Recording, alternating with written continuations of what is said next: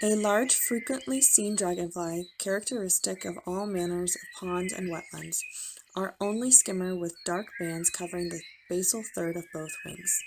The male has whitish markings just beyond the black basal bands, and females often have dark wing tips. The female oviposits by dipping its abdomen on the surface of the water and usually is not guarded by the male. Both sexes often feed in fields. Here we have a male and female widow skimmer. Widow skimmers are fairly large dragonflies that you can find hunting over fields, usually through the hot part of the day. These dragonflies will have a really brightly patterned wing. This is a young male, it's not so white. You'll notice he has white here, the female has nothing developing here, with brown on white on the widow skimmers, with the female having a brown tip, no white in between. Another way to tell is right underneath the male dragonflies, they have a halter right here that they use as part of their reproductive process, in which they will latch the female right behind the head like this, and she will bend her abdomen up to this portion of the part, which is known as what we call it, wheel flight, or look like a flying heart, when they're together to pick up or to fertilize her eggs. So this is the widow skimmer. Remember, pond skimmer families, really common here today at Metzger Park. This was a big majority of the dragonflies that we captured. And we are going to let him go. All right. Bye. Bye.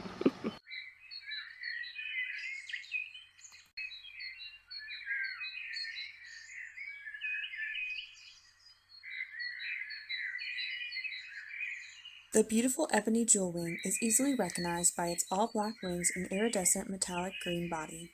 The body may also appear black, blue, or even bronze depending on the light. Other jewelwings, more rarer species, have either clear wings or clear wings with dark bands at the tips. Female ebony jewelwings have a white stigma near the wingtip. Ebony jewelwings are often found on tiny streams. Both sexes can be found together. Males often face off in a slow, circular dance that call to mind World War I aces squaring off for battle.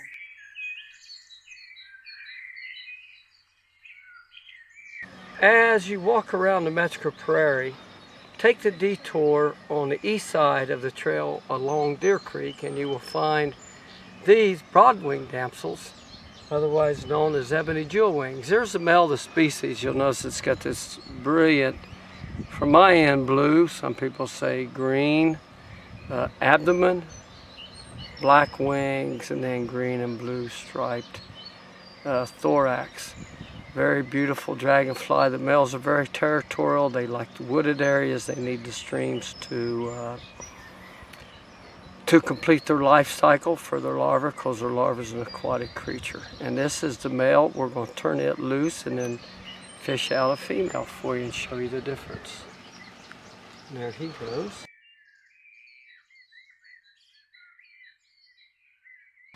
So here's a female ebony wing, ebony jewel wing, and you'll notice one of the outstanding differences is right up here at the wing. The white spots we call stigmas on the wings help identify her as a female of the species. And again, you'll find her in the same spot, and a lot of times the males will be chasing them.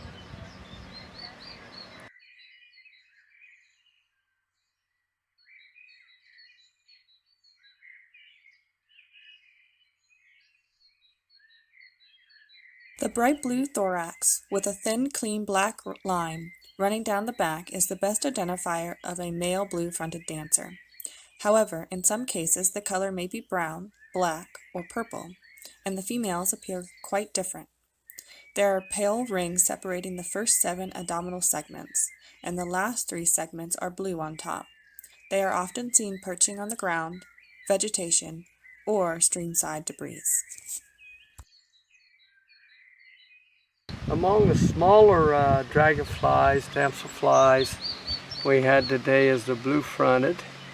You can tell he's got the blue abdomen with very thin lines, blue face, and blue tip on his tail. Could you put your hand behind him for me, maybe? Yes. It'll show up, maybe. That'd show up a little bit better. Hold on. These guys were out in large numbers today at Metzger Park. Okay, good.